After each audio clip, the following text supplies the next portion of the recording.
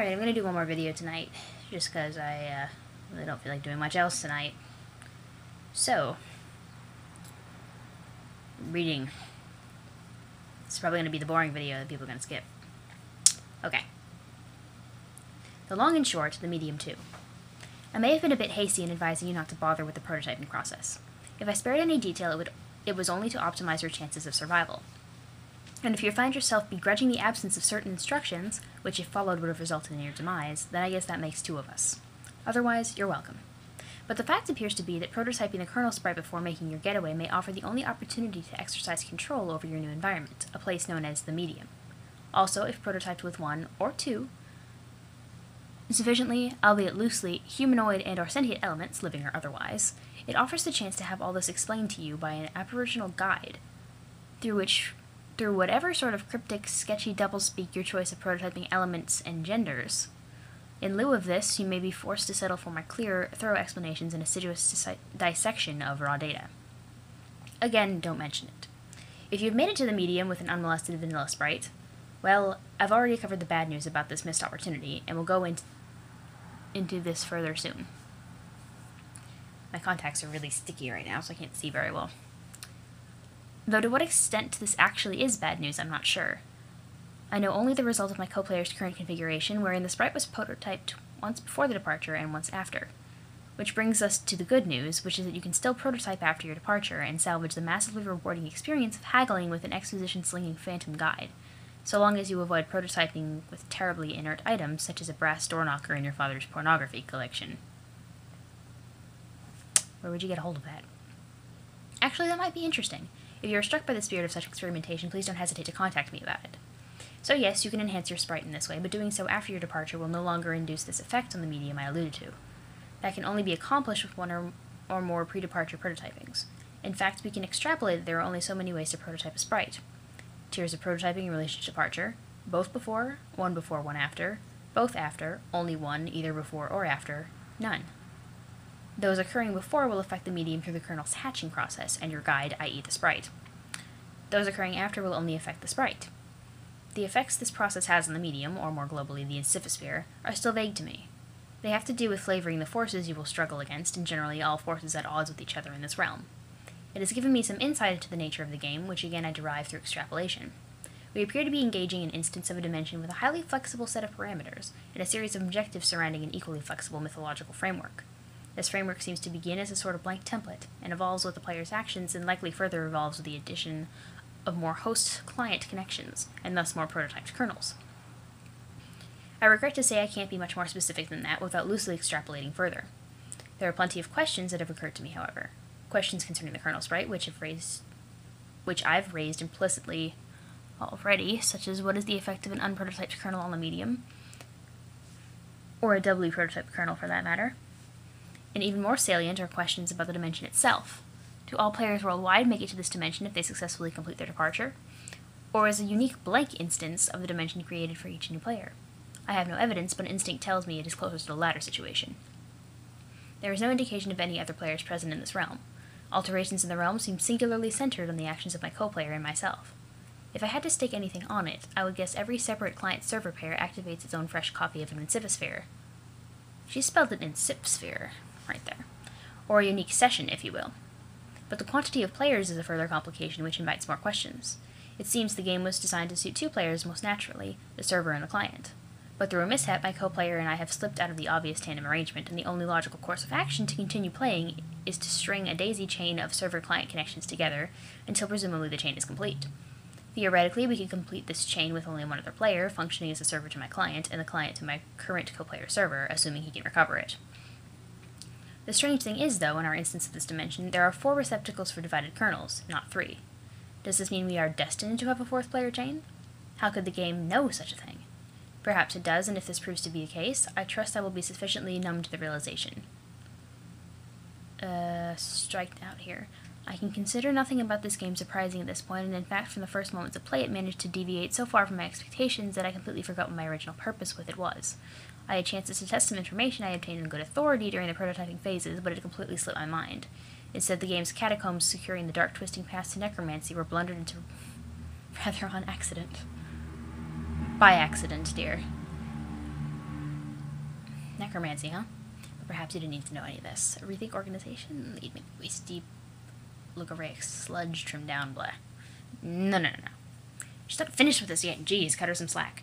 Maybe you could go bug someone else for a while. Or at the very least, someone else. Okay, so you're probably going to want to skip the first... Oh, geez, that took a while. I'm going to make this an extra long video to make up for that.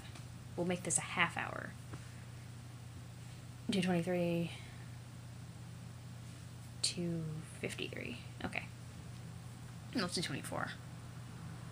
Months in the past, but not many. It's snowing.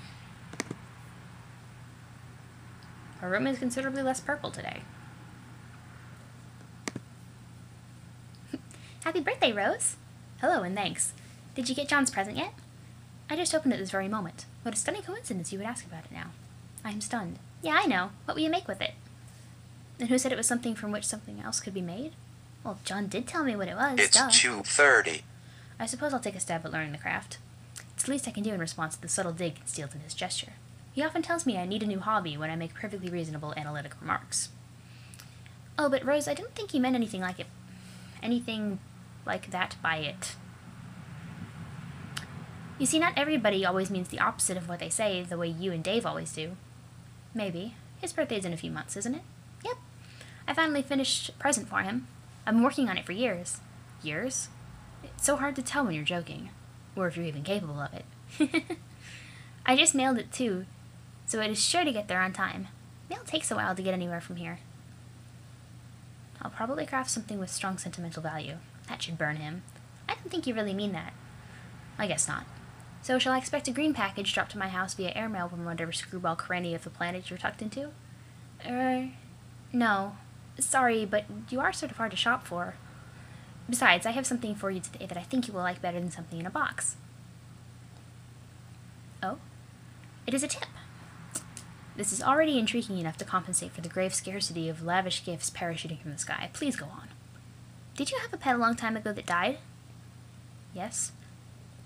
Okay, well, how did you feel about your cat? Did you love him a lot? Okay, well, I didn't mention it was a cat or that it was a male. Let's pretend I'm surprised and you're embarrassed and move on. To answer your question, I will describe my feelings toward the animal as lukewarm. Oh. Okay. I don't know how you can feel lukewarm towards a cat. Okay, that's fine. It doesn't really matter, I think, just... What if someone told you you could play a game that would bring him back to life?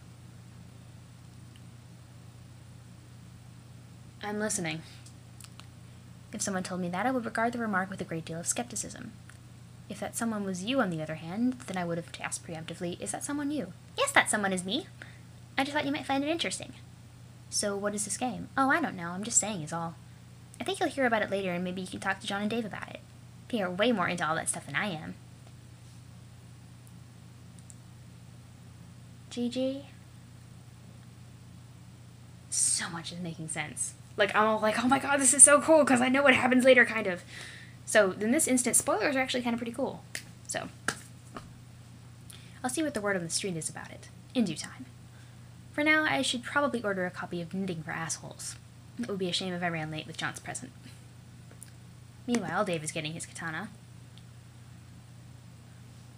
You capture log your katana, and prepare to venture out into the apartment to retrieve your bro's copy of the game. But first, maybe, just maybe, retrieve that dead bird.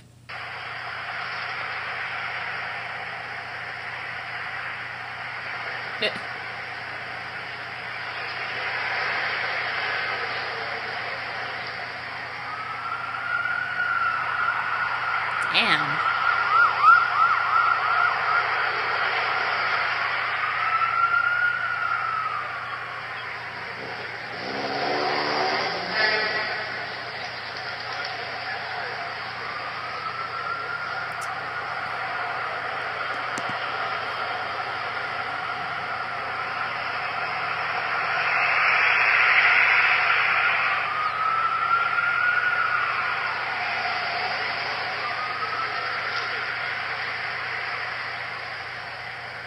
That's some crazy shit there.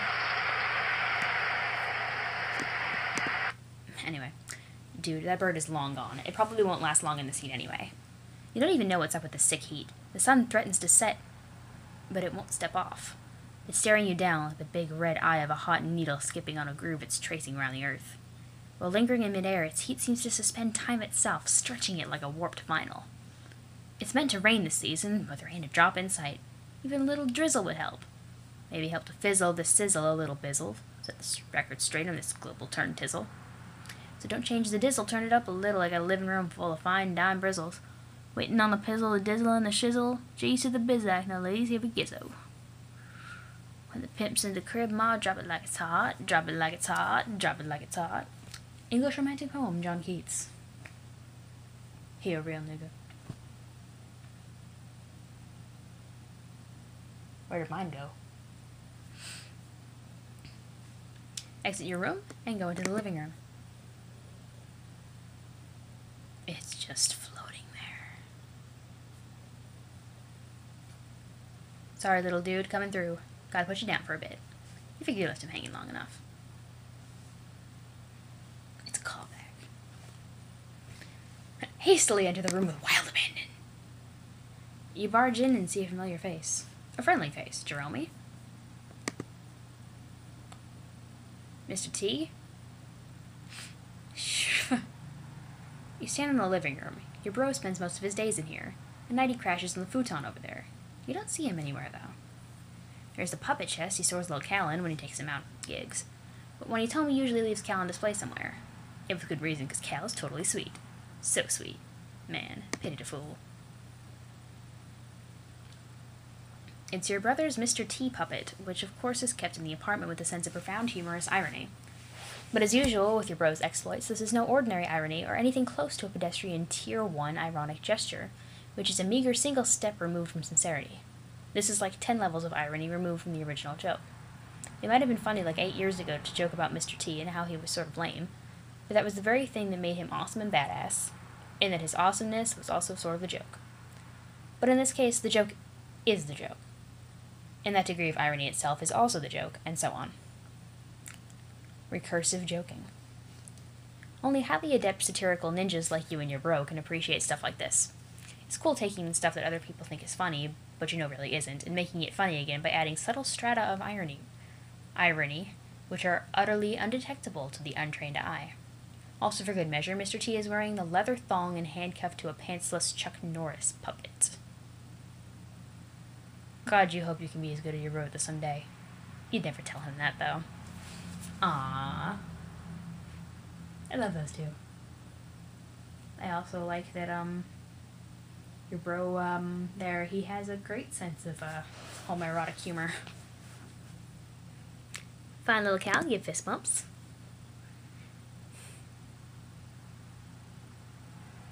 Aside from the dollies and their butts, I like the room. The big subwoofer, the Xbox and PlayStation controllers. There is an Xbox sitting on top of a PlayStation there, I believe. My approval. Cal's nowhere in sight. All you see is a bunch of your bro's weird nude puppets strewn around haphazardly. You guess these things are kind of cool, sort of. I think your bro just has an obsession with butts. Play a game on the Xbox? Whatever it is, I like it. Oh, he has Muppet Babies pictures. Except that one has censoring on it. Gonzo, what are you doing? Gonzo X Kermit, OTP. It looks like your bro is playing. It's not like him to leave in the middle of something totally intense. Or leave in the middle of some totally intense gaming. I can read, as I say every video. Somebody get me how to read for assholes. And I won't be able to read it. Not like him to misplace Cal either. Man, you hope the little guy's alright. Oh, there you are, dude. Didn't see you there. We be chill today, Cal? Yeah, you better fucking believe we can be chill. We be chill. I fail at gangstering. Cal's the man. Resist great urge to play bro's Xbox. I love this game. Tony Hawk's Chip Skater. You fail to resist the urge. You start thrashing up something uncanny brutal on your quest for med snacks, yo, and get this way rude hunger under control. Shit is basically flying off the hook. It's like shit wants nothing to do with that hook. The hook is dead to that shit. But you get stuck in some poorly modeled 3D fixture or something, like a railing or a piece of the wall, you'll have to reset. Fuck this shit. Give little Cal a bro fist bump. Aw man, you almost forgot. Gotta give the Seaman some props. Fist bumping. He's so cute. Oh my god, he's like this kid I knew in high school when I was the Big Mama senior. We had this tiny little freshman. We called him Gerbil. His real name was like Alex or something. We always called him Gerbil. He was 13, and he was our bitch, basically. I would make him get me snacks, and then corrupt his 13-year-old mind. He's fine now, trust me. And yes, as a senior, I was 16 to 17. I was not adult face. Once I turned 18, I was very much aware of the boundaries. And I didn't turn 18 until I entered college, so everybody else was corrupting me. Actually, no, that statement is highly inaccurate. I corrupted everybody else from then on. I'm a depraved individual, but I'm really nice. Check out your bro's sweet gear. Dang, that's some nice shit. Your bro has so much sweet gear, it's hard to keep up with all of it sometimes. Here's his computer setup. He's usually got a lot of stuff cooking on here at any given moment. Since he's not around, you might as well sneak a peep. Look at your brother's computer. Aw, hell no. Your bro's computer is password protected, of course, to protect all the incredible top secret shit he's got on the burners. Of course you know what the password is, and he knows you know it, and you're both cool with that, because the password is the most awesome thing it can be. Which we're not allowed to know. Complete bullshit, delirious biz nasty. Aw, you need to clean up your desktop there, bro. You enter the password. On the desktop is a hodgepodge of unnamed folders to store all the stuff he's working on. No one can decipher his organization system but him. He also tends to use the application Complete Bullshit to keep up with the ludicrous amount of websites and news feeds he monitors to stay hip to the scene. Open Complete Bullshit.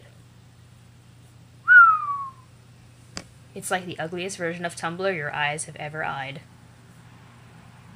This is Complete Bullshit. This is like what it looks like when somebody doesn't trim their posts. Check if Sweet Bro and Hella Jeff has a sweet update. Your bro keeps up with your projects in his aggregator, just like you keep up with his. He's tuned into your various blogs, and of course, Sweet Bro and Hella Jeff. You navigate to the latest comic in one of the many bullshit feed bands. I already read it, so yeah. Move over the orange stripe containing plush rump.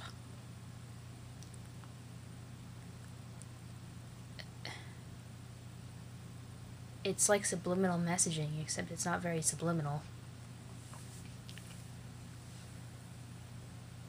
Soft Ass joined Plush Rump, which is an IRC channel.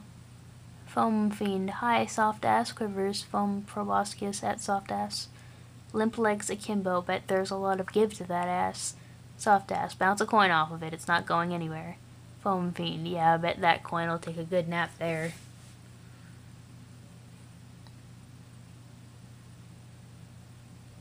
I don't know. Another one of your bro's many ironic websites. The difference here is he rakes in thousands of dollars a month through this enterprise. Smuppets are $1 billion a year enterprise, and it's awfully hard to resist taking a firm squeeze of the plump udder of that cash cow. But udders are breasts, not ass. Groping boobs for the sake of butts? Okay. Stop wasting time and look for Bros Beta. Why is this not all over Tumblr? A 13-year-old boy obsessed with butts. I'm done. Completely done. Like, given up completely. You guess you've messed around on his computer long enough. Better get a move on before it's too late for Rose, or worse yet, your bro catches you. Oh my god, the rumps. They're transfixing. You know this is ironic and all, and your bro reaches echelons of irony you can only dream of daring to fathom. But on rare occasions, when your guard is down, it all seems just a tad unsettling to you.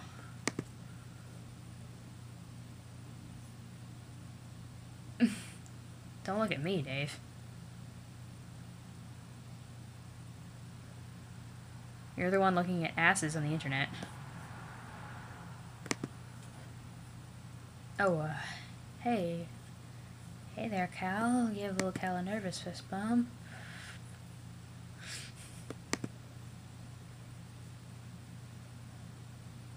You were sort of starting to flip the fuck out. Without losing your cool, of course. Pester John to ease your nerves. You get Egbert on the line again to give him the lowdown on your progress. You feel it's important to keep the wires hot. But he's not answering. You wonder what that guy is up to. You know, I'm just starting to realize, with all this equipment, and all the stuff that this kid seems to have, how much money do they have? And for... Wait a minute. There's something suspicious about the scenario. They've got really, really high-tech equipment, but they live on the top floor of what looks like a pretty crummy apartment complex, and their desks are made of cinder blocks and boards of wood. Bro, what are you dealing? Because there's money that the Lalondes have, which is obviously filthy stinking rich, probably from inheritances, family, whatever. And then there's this, which is loads of tech, but no real furniture. I mean, most of it's on a futon. He doesn't have a bed frame. I mean, they've got an Xbox 360, a PlayStation 3, that's like 3 CPUs right there. More turntables than you can shake a stick at. A monitor that huge. But no furniture. Somebody talked once about being bothered by headcanons where Dave and Bro's family is poor. But I think they have a good reason to think that.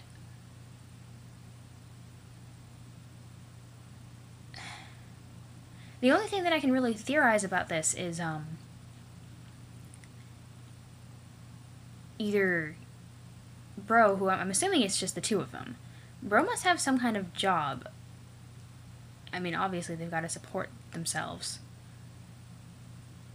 But he might just be using the money to pay credit cards, because the only way you can afford this much crap and not really be able to buy furniture is he would buy these and then be paying his payments on a credit card rather than doing, like, for instance, we have furniture we rented from Aaron's, but the payments you have to make on that furniture are huge. So this unsettles me in a different way than the other one unsettles me. I mean, I'm assuming that Bro is Dave's legal guardian, but if he is not able to prove that he's able to, really take care of this kid, Dave could easily get taken away from him. I really shouldn't think too deeply about these things. It's not like it's really going to matter in the next couple of acts. Anyway. Hey, what is up? What happened with the monster that is totally, definitely in your room? Did you kill it? Where are you, man? Anyway, things are cool here. Totally cool. Puppets are still awesome. No problems with them or anything. Like, just really, really awesome. Looks like Rose is finally logged in again. Didn't John say her house was burning down? I wonder if she's on fire yet or what. And there's a reference to that thing that I thought was tsunami. That wasn't. Pester Rose. Oh, there you are. John said your house is burning down. Are you on fire yet or what? No, for now I have retired to the safety of a smaller building, which is much closer to the forest fire threatening my residence. Oh, well, that's a relief. John told me to get the game to help you out of there, so I'm working on that now. Working on it? Yeah, my bro's copied long story. Oh, I already read this. Whoops. I have goldfish memory. Seconds in the future, but not many. John, what are you doing? Snap out of it. We have to discuss what your grandmother told you, don't you think? Fine, enjoy your stupor. I'll go with my business elsewhere. Deploy the punch designix. What the...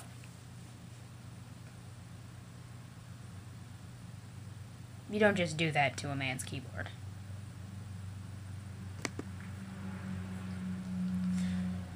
John, whenever you read this, you should know I put the shale you collected to use and finally deployed the punch designix. It is in your study.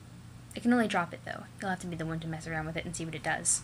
When you're finished with your weird histrionics, maybe you could give it a try? I'm updating my walkthrough and it would help to know what it does. And the imps are ruckusing outside. Time to get down to business. Also, I should probably warn you that your house and yard are completely infested with monsters now. Try to be careful.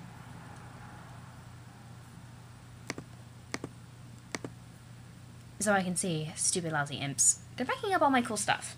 Oh, there you are. Oh, yeah, sorry. I'm not sure what came over me there. I was acting really crazy for some reason. But my head feels like it's clearing up. I think I'm alright now. Rebuild the claw hammer and return it to Specibus. You're getting way better at this sort of thing. Confront Pogo Ride to prepare yourself for Nana. Thank God your sanity has returned and you can entertain extremely rational, coherent thoughts like this one. You examine the Pogo Ride from your bedroom window. You do not like what you see.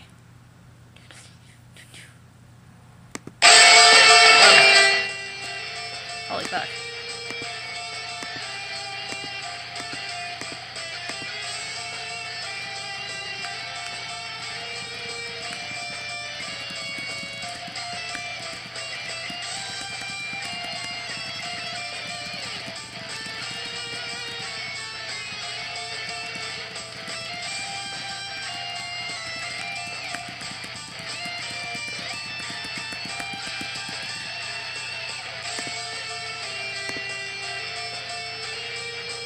Oh, okay. Seriously, that's fucking loud.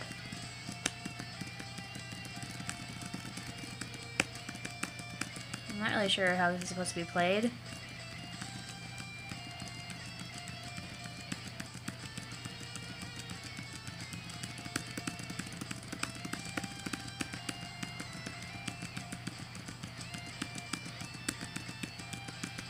Obviously somebody's gotten a higher score than I have.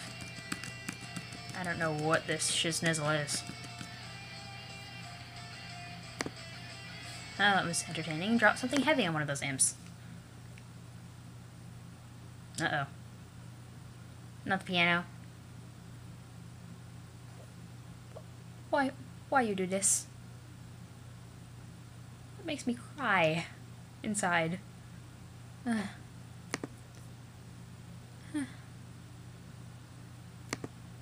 Oh, it was my piano! Sorry, no nuance to these controls at all. I was hoping to bludgeon the imp without letting go of it. Guess I can't really do that. A broken piano isn't the end of the world, though. I guess you're right. You'll need to pick up the spoils in person. I can't interact with the grist. So, that means I have to go out the back door? Yes, is there a problem? Well, it may sound dumb, but I was hoping to avoid Nana and her spooky ghost cookies. You're right, that does sound dumb. Can you see her in the kitchen? Yeah. What's she doing? Is she baking? You could say that. Are you sure you can't get that grist up to me somehow? Maybe. Use Pogo Ride to fling grist through window. Doesn't look like the grist is going anywhere. You just never know with these gaming abstractions. Okay, video done.